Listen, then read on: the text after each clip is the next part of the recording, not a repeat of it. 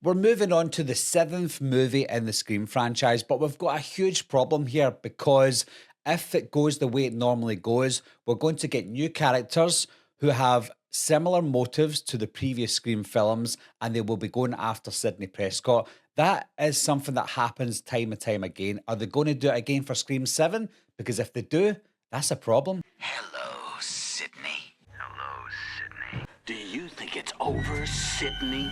Welcome home, Sidney. Hello, Sidney.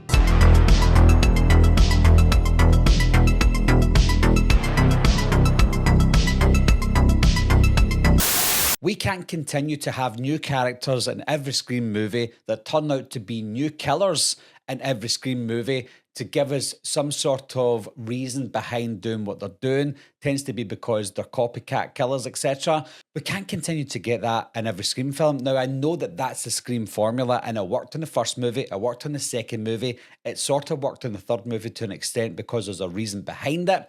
But after that, there has to become a point where we go, right, okay, you have to stop doing that. You have to change the formula now. We're getting bored of the same formula over and over again. We've got an even bigger problem now that Sidney is coming back. Are we going to bring Sidney back just to show that she's in the movie? We're going to get new killers that want to come after Sidney Prescott because she's the original survivor of Billy Loomis and Stu Macker from Scream 1. And are they just doing it because they want fame? They just want to be copycat killers? Or they're going to be related to someone who was a previous killer in the previous movies, which we've already had before, time and time again. And we've even had characters become the killers because they're related to survivors in the previous films. So they've done that. They've done relations to previous killers.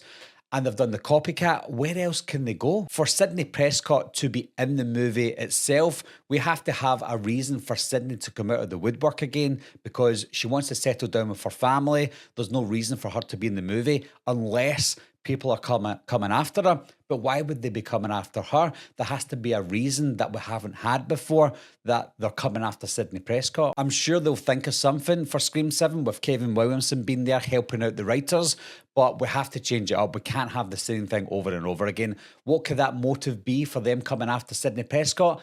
Again, I'm sure they'll think of something, but what I would do, something that hasn't happened before, they could use a previous killer that we thought was dead that they could retcon, bring back to life. For example, Stu Macker. Yes, of course, I know. You could even bring back Jill Roberts, that I think was more impossible than Stu Macker. But if they brought Stu Macker back, I know that people don't want that to happen. But if they did it, it would be fresh because it's something that they haven't done before. Another thing that they've never done before is bring back a previous survivor that could turn out to be the killer. Now, you could bring back Kirby to be the killer.